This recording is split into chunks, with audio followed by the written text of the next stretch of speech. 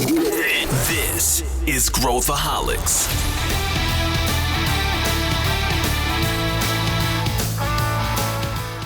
Olá, aqui é Pedro Weingärtner, sou o CEO da ACE e esse é Growthaholics, o podcast para quem adora inovação e empreendedorismo. Quando a gente fala de inovação, a gente gosta de falar da parte divertida, colocar coisa no ar, criar metodologias e muitas vezes a gente não olha para aquilo que gera muito valor para a maior parte das corporações, que é como que eu organizo a minha inovação.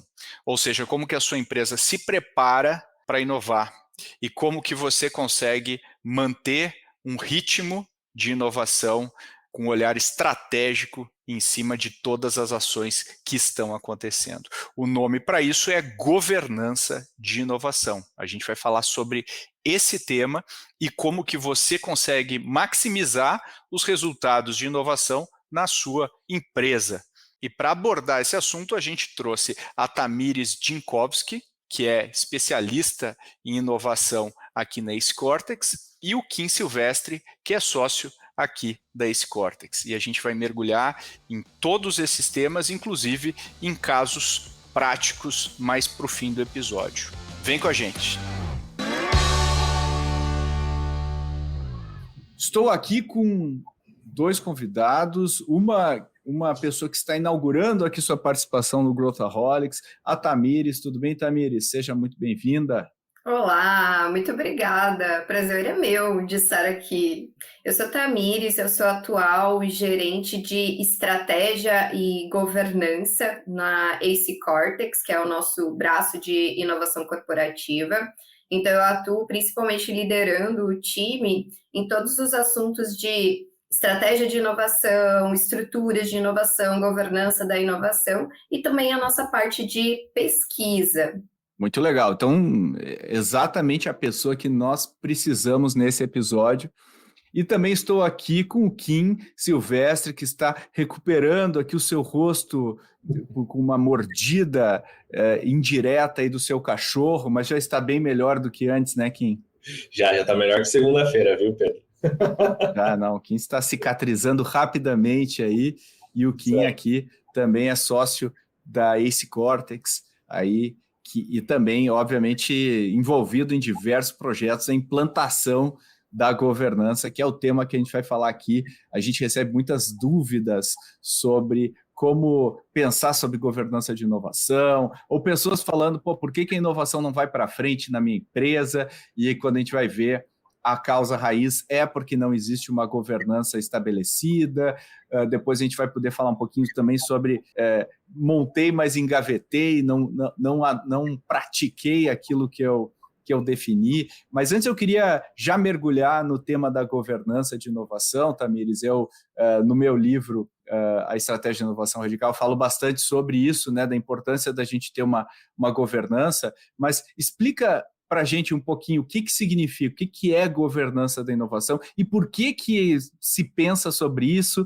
Inovação não é para ser tudo solto, todo mundo tendo ideias, um grande brainstorming. Por que a gente precisa botar regras na inovação? Então explica aí para a gente. Legal, Pedro. Eu gosto de começar a explicar o que é governança da inovação, trazendo a origem da palavra governança. Ela vem lá da época das embarcações, do latim gubernare. E gubernare era utilizado para a orientação, a condução, o direcionamento de um navio que estava indo buscar especiarias, etc. Então, nesse navio existiam várias pessoas com seus objetivos diferentes, mas eles tinham uma ambição maior, que era todo mundo chegar em segurança, em terra firme. Então, quando a gente traz o termo governança para a área de negócios, para as empresas, ela vem nesse intuito de direcionar, de trazer uma ambição e organizar todas as pessoas, todas as áreas que têm os seus objetivos a chegar nessa visão mais a longo prazo ou que seja um pouco maior. Quando a gente ainda traz isso para a inovação, ela significa dar direcionamento, sustentar e promover a inovação dentro das empresas. E aí, para que isso seja possível, a gente vem com ter essa nossa visão, ter aonde a gente quer chegar através de uma estratégia de inovação, precisa ter essa estrutura de pessoas, que é o que a gente chama de arquitetura para a inovação, precisam ter os processos, e às vezes o ponto que a gente mais confunde, acha que a governança é só processo, mas ela acaba sendo apenas um dos elementos, e que é muito importante, a gente precisa ter essas regras para conseguir trabalhar com a inovação, e por fim precisa ter a formalização que vai ser necessária dentro da nossa organização. Se precisa passar pelo conselho, se não precisa, se vai ser uma área apartada da empresa para ter mais agilidade, se a gente vai trabalhar de maneira transversal. Então, como que a gente vai formalizar toda essa estrutura? Então, para a gente conseguir direcionar a inovação, é por isso que a governança acaba existindo e acaba sendo tão necessária. Eu vejo bastante nas empresas muita frustração em relação ao processo de inovação, muita frustração de todos os lados, né? A alta direção fala, a gente não inova, o pessoal não entende que a gente tem que inovar. Eu vejo muita frustração do pessoal que está tocando os projetos, o pessoal não entende a importância desse projeto, a gente não recebe orçamento para tocar. E quando se existem, né, eu já participei de alguns comitês de inovação, que seriam aquele momento onde as decisões são tomadas, nenhuma decisão é tomada, as pessoas simplesmente apresentam os projetos, aí alguém fala uma coisa que gosta, outro fala que não gosta, e aí a gente sai da reunião com um grande ponto de interrogação. O que a gente decidiu? E aí a gente faz uma reunião dali a 2 meses sobre o mesmo tema, e a gente é como se fosse um déjà vu, a gente tem a mesma reunião depois de 2 meses. E eu queria perguntar para o Kim aqui, você que vê isso na prática, Kim, essa é uma situação bem mais comum do que a gente imagina na maior parte das empresas. E a minha pergunta para você é, se a gente sabe que precisa colocar regra, e a importância da gente definir esses parâmetros que a Tamires falou, por que a gente não faz? Por que isso não acontece naturalmente nas empresas? Se eu pudesse resumir em um tweet, como fala o nosso sócio LG, é medo de conflito. As pessoas não querem se envolver com os aspectos políticos, ninguém quer resolver o problema de fato. Semana passada, se eu não me engano, eu estava numa empresa e me perguntaram assim, esses cases que você está trazendo para a gente, de boas empresas que trazem resultado, que trazem bilhões com inovação e etc., por que essas empresas fizeram isso? Eles fizeram isso porque eles estavam indo muito bem ou porque eles estavam indo muito mal?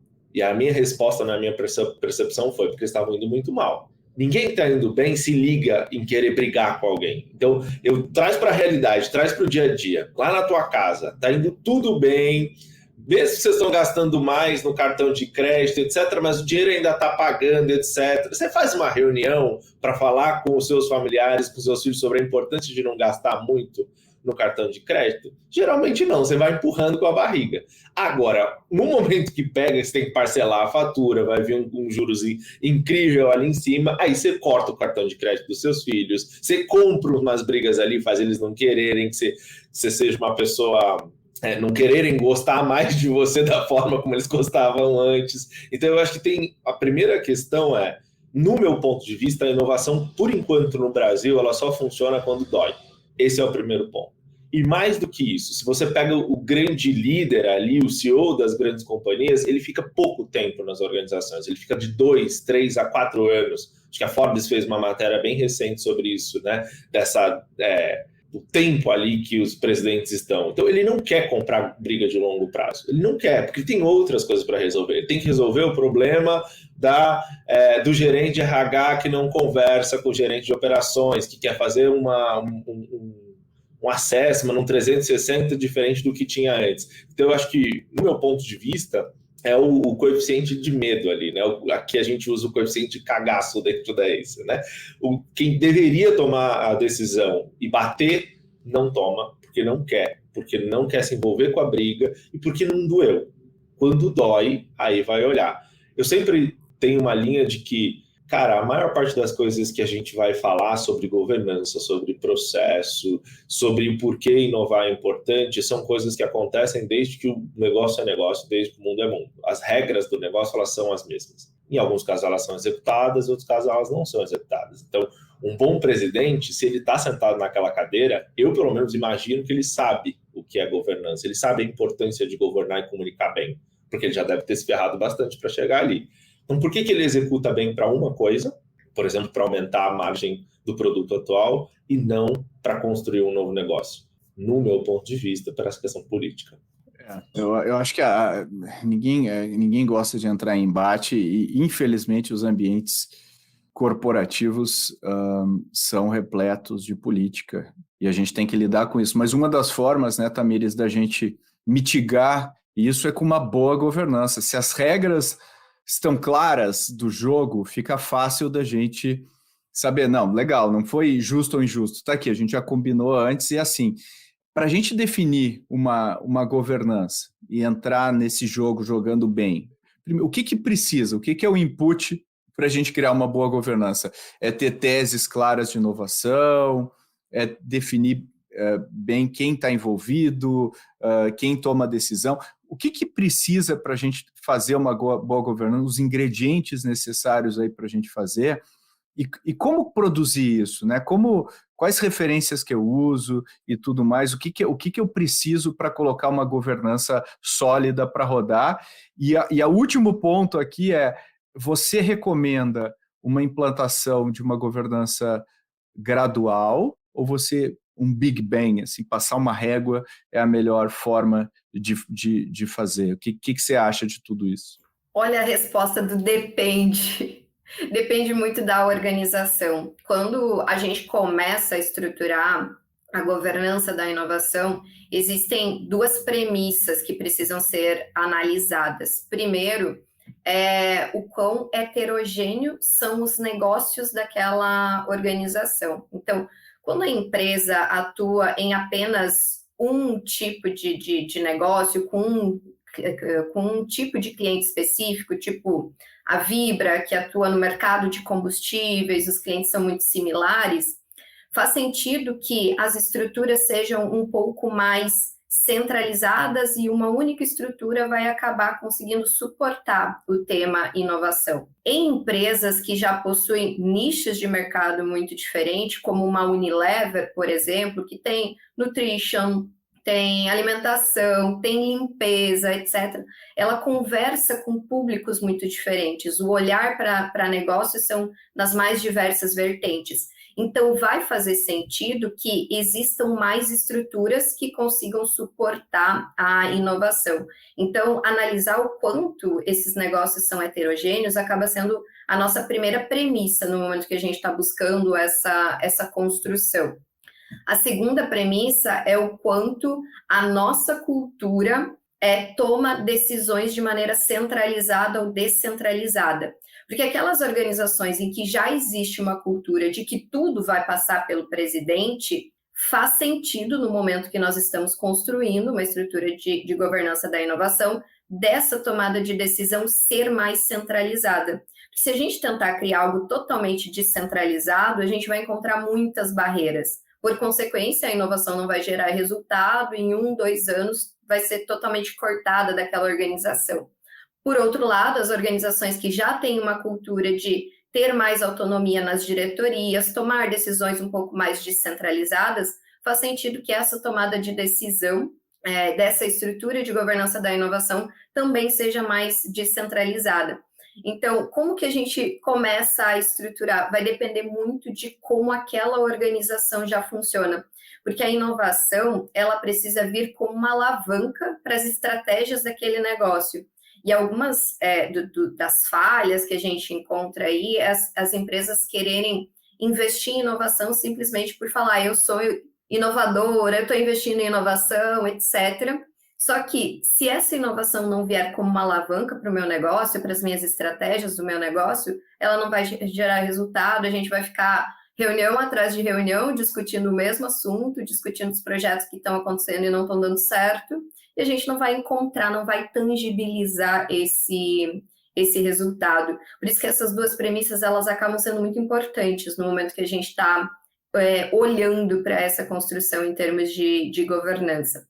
E aí tem um ponto também que acaba sendo elementar, é a gente ter os papéis bem definidos. Quando a gente fala em governança da inovação, a gente tem 3 principais papéis que a gente precisa conseguir definir, que é o papel de decisão. Então, quais vão ser ou qual vai ser a pessoa que vai tomar as decisões em termos de inovação, principalmente dos investimentos que vão acontecer.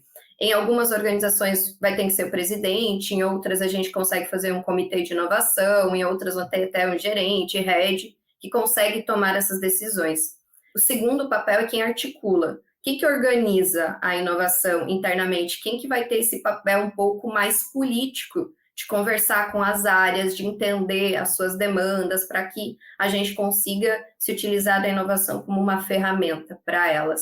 E o terceiro ponto é quem executa de fato, quem vai lá colocar a mão na massa, vai fazer a inovação acontecer, vai fazer os projetos acontecerem, para que a gente consiga fazer toda essa roda da inovação girar internamente. E aí, quando a gente olha, às vezes, comitês de inovação com 20 pessoas, 25 pessoas, não é um comitê que vai funcionar, porque 20 pessoas conjuntamente não conseguem tomar uma decisão. E um comitê de inovação, ele existe para isso, para conseguir tomar uma decisão. Apresentar projeto, fazer articulação, etc., são outras funções que precisam ficar com outras pessoas e outras estruturas, que é assim que a gente consegue deixar um pouco mais organizado para que a gente busque os resultados que a gente está buscando.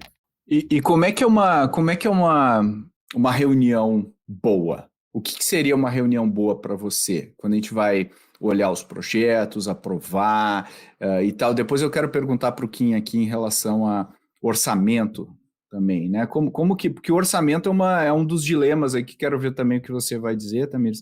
Mas vamos pensar assim, o que é uma reunião boa? Quando a gente vai fazer uma reunião de inovação dentro de uma companhia. Vamos pensar que a companhia ela já tem as suas teses de inovação. Então, ela já sabe para onde ela quer ir em termos de inovação e aonde onde ela já escolheu investir. Ela já olhou as tendências, já olhou o mercado, então ela tem as suas teses. Uma reunião de decisão, uma reunião estratégica de um comitê de inovação, ele precisa estar olhando para essas teses e o quanto a gente está conseguindo fazer com que elas aconteçam, de uma maneira que essas teses gerem novos negócios para essa organização, ou então que elas consigam alavancar mais rapidamente negócios que a gente já, porventura, tenha. Então, nesse tipo de reunião, a gente precisa conseguir discutir de uma maneira estratégica o quanto a gente está conseguindo cumprir ou não com a nossa estratégia e tomar algumas decisões. O projeto que está acontecendo está batendo seus indicadores? Está. Então, ok, vale a pena a gente investir um pouco mais, vale a pena a gente colocar mais esforço nele, etc. O projeto não está cumprindo com seus indicadores principais. Então, é o momento da gente decidir se a gente pivota ele ou continua apostando nele, ou se porventura chega um momento da gente falar, não, esse projeto não se comprovou, a gente precisa olhar para outro patamar. Então, as reuniões de decisão, elas precisam vir com a pauta principal de tomada de decisão, olhando para as nossas teses, para onde a gente já escolheu desenvolver, investir e trabalhar. E aí que entra toda uma pegada de orçamento, porque são essas pessoas que vão decidir ou pelo menos monitorar aonde que está sendo investido, se esse investimento está trazendo resultado ou não. E eu acho que o Kim conhece mais na prática como que isso tem acontecido. Para mim, aqui pegando um gancho, eu faço muito um depara eu tive uma startup, né? Então eu faço muito um depara do Venture Capital, de como é pedir dinheiro para investidores. Eu vou trazer um pouco de como é o processo e como as empresas erram nisso. Então, quando você tem um PPT lá, e não que os Venture Capitals não erraram agora nos últimos anos, né? Você vai lá e você pede um dinheiro pequeno para você testar a sua solução, para você pagar seu salário, que ainda vai ser muito menor, para fazer algumas publicidades ali, etc. Você vai ter as primeiras rodadas ali. Toda vez que você vai pedir dinheiro, A primeira premissa de todo investidor é onde você vai pôr o capital, onde ele vai ser diluído. Então, geralmente tem aquele gráfico que a gente vai colocar, poxa, isso aqui foi para despesas com pessoas, isso aqui com tecnologia, a gente vai falar o para quê. E todas as vezes a gente vai reportar isso depois para o nosso conselho, que são os nossos investidores dentro das startups. À medida que elas vão crescendo, esse mecanismo ele vai ficando muito mais robusto, mas ele continua acontecendo.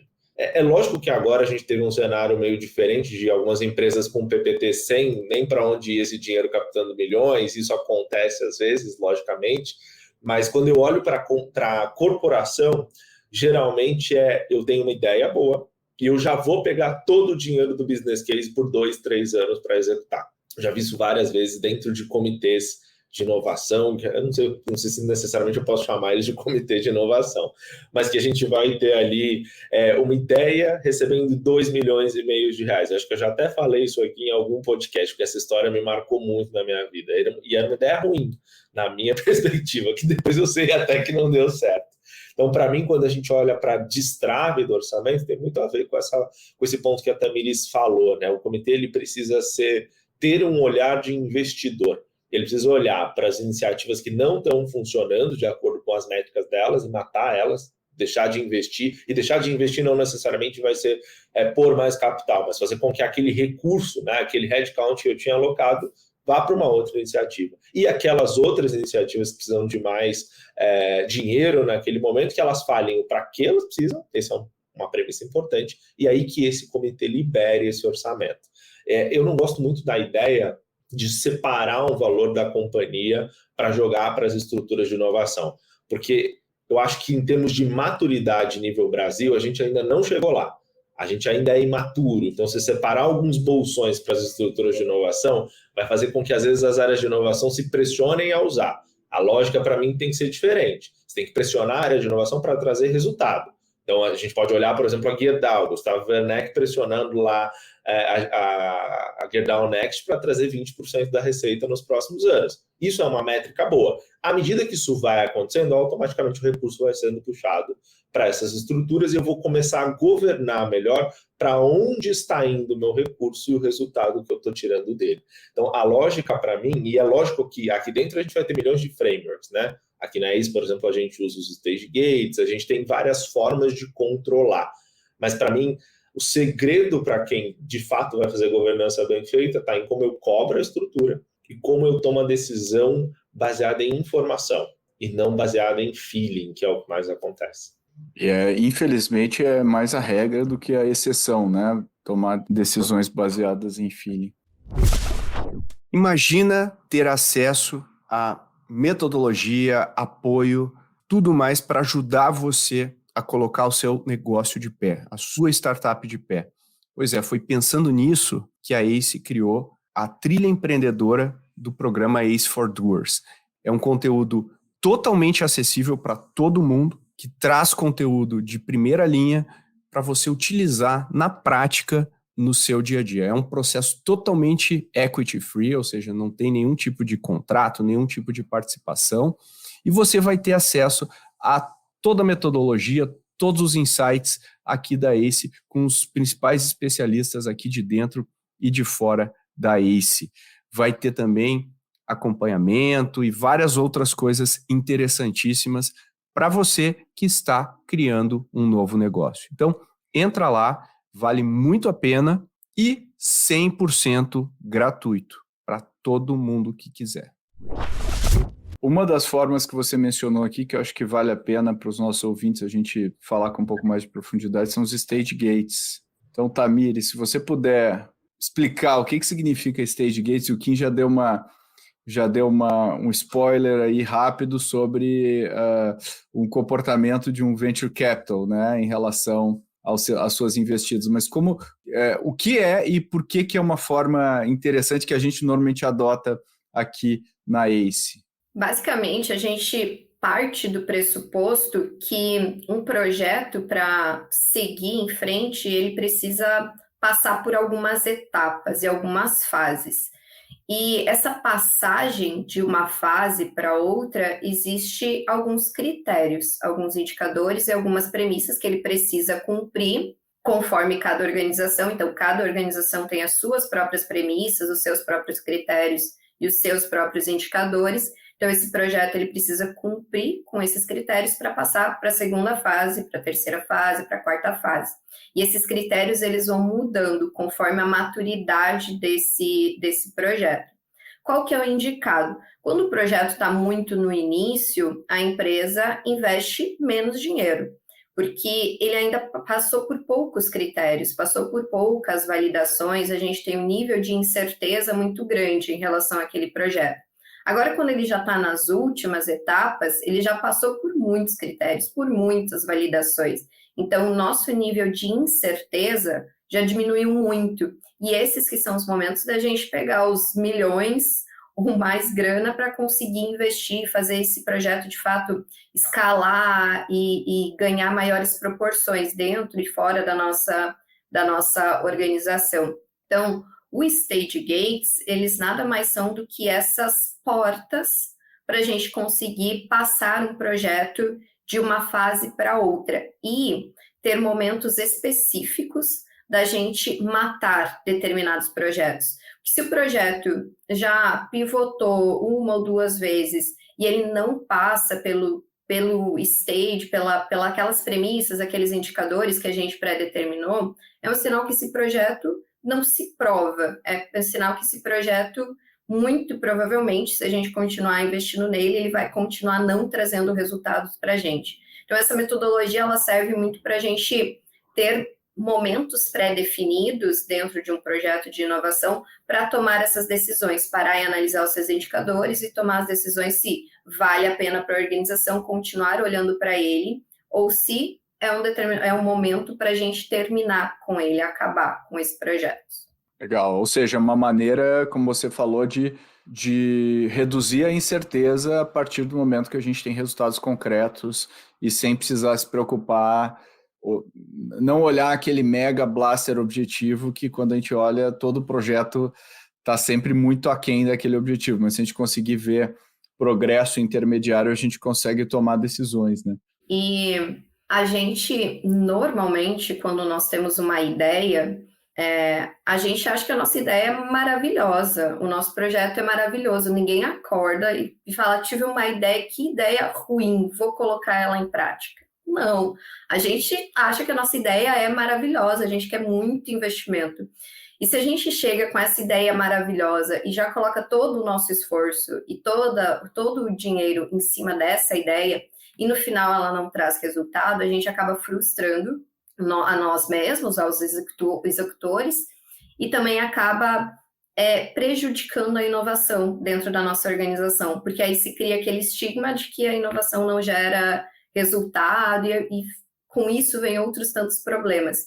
Então, esse nosso nos apaixonar pelas nossas ideias, e que é comum, faz parte do ser humano, é o que o Stage Gate acaba impedindo um pouco. Ele deixa a nossa paixão um pouquinho de lado e demonstra, precisamos ter métricas, precisamos ter objetivos, precisamos ter as premissas para passar de uma fase para outra e ver se essa ideia de fato é tão maravilhosa quanto a gente estava achando no início.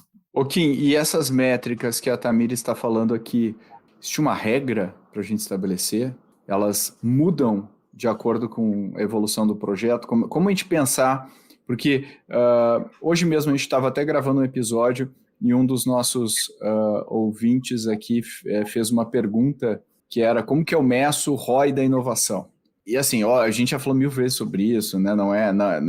Essa é a abordagem errada, né? Mas como pensar sobre essas métricas para rechear a governança, esses stage gates de uma maneira que seja justa em relação ao verdadeiro progresso daquele projeto? A gente sempre divide, e isso vai funcionar até, né, de novo, a gente pode até fazer um deparo com o dia a dia, né? Mas entre as métricas que são estratégicas, táticas e operacionais. Então, as métricas operacionais são as métricas dos projetos, que é o que a Tamira estava comentando aqui para a gente. E aí elas vão ser muito mais diversas, porque elas dependem do modelo de negócio. Então, vão ter métricas operacionais que eu vou olhar para o CAC. Como é que está o meu CAC aqui dentro desse funil de aquisição de novos clientes, dessa solução? está funcionando, está diminuindo, não está? Qual está o nosso faturamento? Porque pode ser que naquela iniciativa específica eu tenha métricas muito mais relacionadas a negócio. Então, eu estou olhando a execução de fato para que eu até mensure se o time está num caminho correto. As métricas iniciais de um stage gate para iniciativas mais operacionais, a gente vai falar, inclusive, do número de entrevistas que a gente fez, o percentual de assertividade no tamanho daquela população e por aí vai. Isso não muda muito e é muito correlacionado com o negócio atual, em geral. Só vai mudar de acordo com o modelo. Depois a gente vem para as métricas que são mais táticas, que a gente chama de métricas de portfólio. Aí tem a ver com um pedacinho desse ponto do ROI aí, né? Mas é quando eu olho o todo.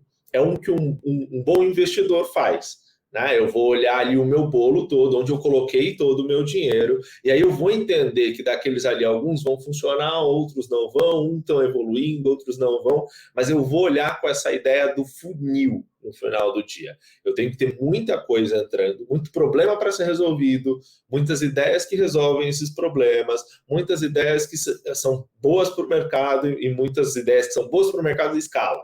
Né, um funil ali que vai me trazer resultado. E aí eu olho todo, eu olho muito mais o número. Quantas iniciativas eu já fiz, quantas delas foram para frente, qual é o percentual de iniciativas que eu tenho em cada estágio. E aí eu consigo mensurar duas coisas dentro das métricas táticas, que no meu ponto de vista é como eu respondo se eu sou de fato uma empresa inovadora, que é velocidade e impacto. Velocidade, que é o quão mais rápido essas iniciativas passaram por esses estágios, e o impacto que ela causou na organização, seja receita, faturamento, eficiência, ou até capabilities novas que a gente desenvolveu ali dentro, é o que a gente vai considerar como impacto. Se as duas estão boas, a gente está num caminho inovador, entre algumas aspas aqui. E as métricas estratégicas têm a ver com esse exemplo, por exemplo, é bom, né? Tem a ver com esse exemplo que eu falei da Guia DAO, que são aquelas métricas do porquê a inovação existe na nossa companhia.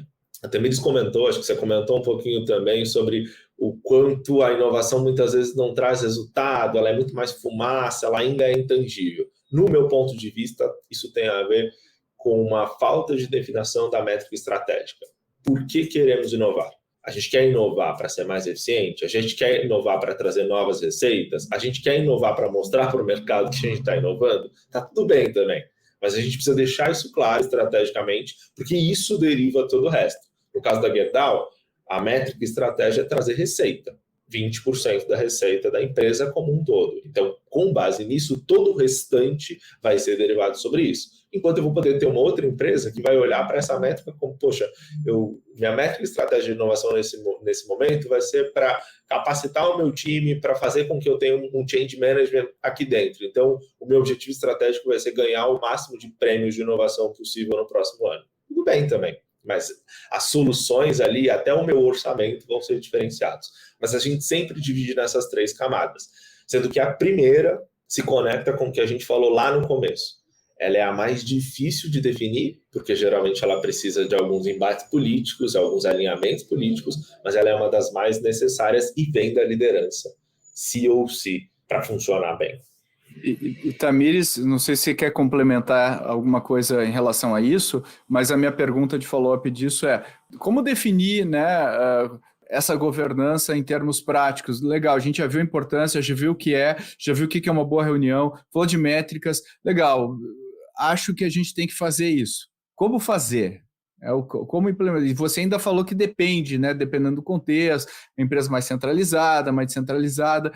Como sentar para definir isso? Como o Kim trouxe, essa primeira definição ela precisa ser feita pela alta diretoria, pelo C-level da empresa, porque são essas pessoas que vão ter esse potencial de definir por que queremos inovar internamente. Então, temos essa definição, aí a gente parte para outros passos, né? Criar as nossas teses de inovação. Então, sabemos para onde a gente quer ir, porque a gente quer inovar, então a gente vai buscar caminhos. Então, olhamos para as tendências, olhamos para o mercado, olhamos para as capabilities internas que nós temos e definimos as nossas teses de inovação. A partir daí, a gente precisa definir quem vão ser as pessoas que vão trabalhar. E se a gente vai olhar para por uma vertente de fazer internamente, através dos CVBs, ou se a gente vai buscar parcerias com outras empresas, com startups, investimento através das nossas lentes de CVC. E a partir dessas definições, a gente começa a montar os nossos processos, seja um processo um pouquinho mais tradicional, seja um processo de stage gate, e aí a gente precisa ter um olhar de pessoas conduzindo esses processos, analisando cada um dos stage gates, etc., e a formalização que a gente vai precisar para isso. É importante que a gente consiga comunicar para a empresa como que a inovação está acontecendo, por que aquelas teses foram escolhidas e como elas vão fazer com que a gente chegue nessa ambição, nesse porquê inovar, ou para onde que a gente está olhando, para que as pessoas, no momento que tiverem alguma ideia ou algum projeto sendo desenvolvido dentro das suas áreas, elas contem com o time de inovação, as pessoas que estão trabalhando em inovação, como aceleradoras desses projetos. Então, a gente consegue ter uma estrutura trabalhando em prol da inovação.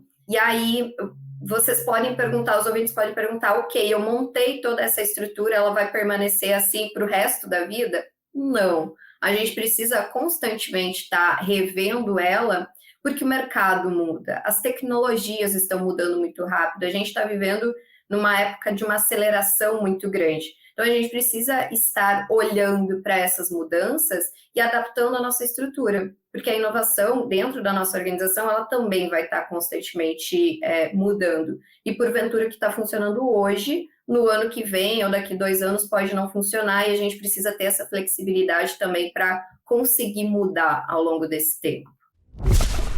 Você, que é um growthaholic de carteirinha, quer ficar sabendo na hora que um novo episódio vai para o ar, direto no seu WhatsApp? Se a resposta é sim, então entra na nossa rede de transmissão via WhatsApp. É o alerta mais rápido que você vai receber sobre o nosso podcast e outros temas importantes. E você pode compartilhar esse link com quem você quiser. Essa é a hora de convencer aquele seu amigo ou amiga a ouvir o podcast. É gratuito e feita com muito carinho para você. Te vejo lá. Vamos agora tentar aterrissar em exemplos práticos aí, Kim, você que já vivenciou, dá alguns exemplos de empresas, de governanças implementadas, e, enfim, de tudo que a gente falou aqui, que eu acho que é legal para o pessoal que está ouvindo colocar aí um rosto nos conceitos que a gente falou. Acho que um exemplo que me vem à cabeça de cara é a Vibra, a antiga BR Distribuidora, né? Eles implementaram recentemente, né, há mais ou menos 2 anos ali, lógico que já tinham comitês de inovações no passado, o Pedro mesmo participou, né, Pedro, lá atrás, mas agora eles montaram uma estrutura de governança bem estruturada no final do dia. Foi um processo onde eles primeiro olharam aí praticamente, né, para o mapeamento das iniciativas de inovação, para a consolidação disso, para a construção dessas métricas nos 3 níveis. Isso também foi feito totalmente junto com a liderança. No mesmo movimento, eles construíram esses direcionais, que são as teses que a Tamiris comentou, isso tudo de uma forma meio consolidada ali. E aí eles começaram a elevar esse nível do comitê. Como o Pedro disse, né, os comitês, quando eles começam com a pauta de tentar falar sobre a inovação. Depois que a gente já falou tudo sobre a inovação, aí ele fica um pouco mais maçante, a gente não consegue definir muita coisa. E aí a gente vem para esses segundos patamares. Então, dentro da Vibra especificamente, hoje funciona muito bem, a gente tem o Ernesto Pousada lá dentro, a gente tem uma camada da diretoria, acho que algumas coisas interessantes é que é um comitê um pouco menor, isso ajuda muito nessa questão, não necessariamente da tomada de decisão, mas da visibilidade do portfólio como um todo e da visão de, poxa, a empresa está indo por esse caminho de inovação e ele está alinhado dessa forma. Esse comitê acontece a cada 3 meses, mais ou menos, ali dentro do calendário da Vibra, e basicamente o trabalho mais essencial que aconteceu lá, no meu ponto de vista, foi a unificação das oportunidades e também dos projetos que estavam sendo executados. Isso trouxe uma outra visibilidade até em caminho estratégico. olhar o que as áreas já estavam desenvolvendo, quais os problemas cruciais eles já estavam resolvendo. E aí, com base nisso, eles conseguiram trazer um pouquinho mais de velocidade para algumas estratégias, como, por exemplo, a de eletrificação, que a gente viu recentemente aí na mídia, a abertura do primeiro posto 100% elétrico do Brasil com a EasyVolt, que é uma startup que está no portfólio deles. E aí, de novo, esse é um exemplo muito mais interno, que olha ali para a diretoria. Um outro exemplo que a gente comentou aqui bastante, a Gerdau fez de uma outra forma, né? A inovação lá é 100% focada em H2 e H3, a inovação de H1 está em uma outra estrutura, inclusive, é uma estrutura apartada, 100% ali, 99% apartado da Gerdau, tem o seu próprio orçamento, tem suas próprias estruturas, usa o core para poder executar, mas consegue reportar hoje em níveis de clareza sobre os projetos muito grandes. A gente participou com eles em alguns momentos no passado, especificamente desse processo de reporte, de formato ali, e a gente consegue ver que eles são muito organizados num quesito que vai falhar sempre, que é a comunicação. Então, lá eu acho que o aprendizado eles comunicam muito bem via governança. Então, tudo é muito bem reportado, você consegue entender claramente o objetivo dos projetos, você consegue entender o caminho das pessoas. Então, poxa, se eu tive uma ideia dentro da companhia, eu vou ser o CEO dessa ideia, lá é tudo muito estruturado, ajuda a dar um quentinho no coração, né? Acalmar os funcionários no final do dia e também a liderança. Quando a gente olha o próprio reporte de investidores deles, eles vão trazer uma página exclusiva sobre isso, sobre essas iniciativas e sobre a estratégia deles. Então, são dois cases diferentes em termos de maturidade, um que, no meu ponto de vista, ajudou a tangibilizar a estratégia e unificar, e o outro que tem um grande aprendizado de como comunicar bem e como a comunicação faz diferença dentro do processo de governança. É interessante, né? Você coloca é aquilo que a Tamires falou, né? Tá bem na questão do depende. Você tem outros exemplos, Tamires, que você acha legal a gente falar aqui? Tem um exemplo no mundo das cooperativas que eu acho muito interessante, que é o exemplo da Frimeza. Frimeza é uma junção de algumas cooperativas no estado do Paraná e hoje são uma das maiores empresas alimentícias que a gente tem no Brasil e eles organizam a inovação por BU. Então, eles têm a BU de carnes, tem a BU de lácteos, tem BU que olha para o desenvolvimento, para os insumos da economia familiar, etc. E o diretor de cada BU acaba sendo responsável pela inovação. E ele tem total autonomia de organizar internamente na sua BU como que eles vão trabalhar a inovação. Então, tem BU que vai ter um time específico para a inovação e vai estar olhando para H2, H3. Tem BU que vai estar muito focado em eficiência, olhando para o H1. Tem BU que vai trabalhar só com conexão com startups, então eles têm muita liberdade. No entanto, o conjunto desses diretores, junto com o presidente, formam o comitê de inovação. Então, em conjunto, eles definem para onde a organização num todo quer ir em termos de inovação e num olhar de inovação e de crescimento. Então, eles conseguem ter uma estrutura centralizada e descentralizada ao mesmo tempo para olhar para a inovação com uma autonomia dentro de cada tipo de negócio.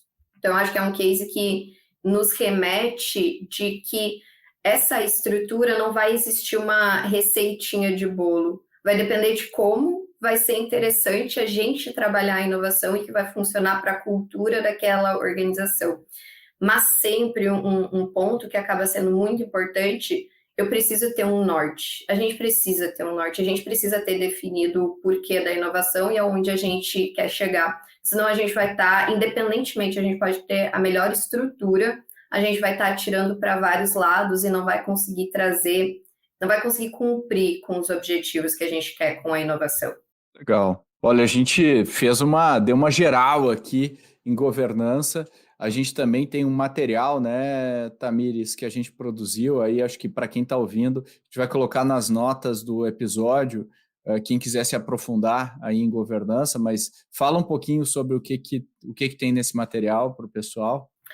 É um material que a gente conceitua num primeiro momento o que é governança da inovação, consegue trazer alguns pontos do por que é importante, quais os benefícios, um pouco do que a gente conversou aqui, e também a gente traz uma sistemática de como a gente consegue implementar a governança da inovação dentro das organizações. E no final a gente também traz alguns cases sobre empresas que mudaram as suas estruturas ou que construíram as suas estruturas do zero, e os resultados que elas estão colhendo de inovação. Então, é um material bem completo, mais aprofundado e que acaba auxiliando muito, tanto os ouvintes quanto os nossos clientes, ou então as pessoas que queiram simplesmente conhecer um pouco mais sobre governança da inovação. Bem legal, vai estar disponível para download, gratuito, né, para quem quiser. A gente vai colocar aqui nas notas do episódio. A gente pincelou algumas coisas que tem lá, mas lá tem material super completo e eu acho que o pessoal vai curtir. E com isso, quero agradecer aqui a participação. Kim Silvestre, obrigado aí pela sua participação novamente aqui no Growthaholics. Muito obrigado pelo espaço mais uma vez, por essa discussão boa e que traz muitos pontos de vista aí. E aí o meu ponto final aqui para a governança é sempre pensem no lado humano da coisa. Sempre pensem no poder da articulação, no job social, no job emocional das pessoas que estão envolvidas na sua companhia. Porque sem isso o framework não funciona. Isso aí, é isso aí. Inovação é gente. Muito obrigado. E Tamires, obrigado também pela sua estreia aqui no Growthaholics. Espero que você tenha curtido a experiência e que seja a primeira de várias. Muito obrigada, Pedro. Eu adorei esse papo. Muito obrigada, Kim. Acho que o Kim encerrou com a chave de ouro, trazendo elemento de pessoas que acaba sendo o que faz a inovação acontecer. E aí, você gostou desse episódio? Tirou insights, anotou, tem muita coisa legal. Não esquece de baixar o paper aqui do Cortex sobre governança de inovação. E se você quiser aprofundar ainda mais, dá um pulinho no episódio 185 aqui do podcast, onde a gente fala com 2 profissionais, um da Ambev e um da Nestlé, sobre como que eles se organizam como inovação dentro dessas corporações. Como sempre, peço feedbacks, insights, o que você quiser mandar para podcast@goace.vc. A gente adora receber as suas mensagens, a gente responde todas elas e é muito importante para a gente melhorar cada vez mais o Growthaholics. E como sempre, eu peço 30 segundos do teu tempo para você compartilhar com seus conhecidos, conhecidas, amigos, amigas, pessoas que podem se interessar por esse conteúdo, podem se beneficiar desse conteúdo. 30 segundos do teu tempo para você compartilhar no WhatsApp, grupos, diretamente com pessoas ou até mesmo nas suas mídias sociais. A gente agradece muito a sua audiência e a sua ajuda para crescer ainda mais a audiência aqui do Growthaholics. Valeu e até a próxima!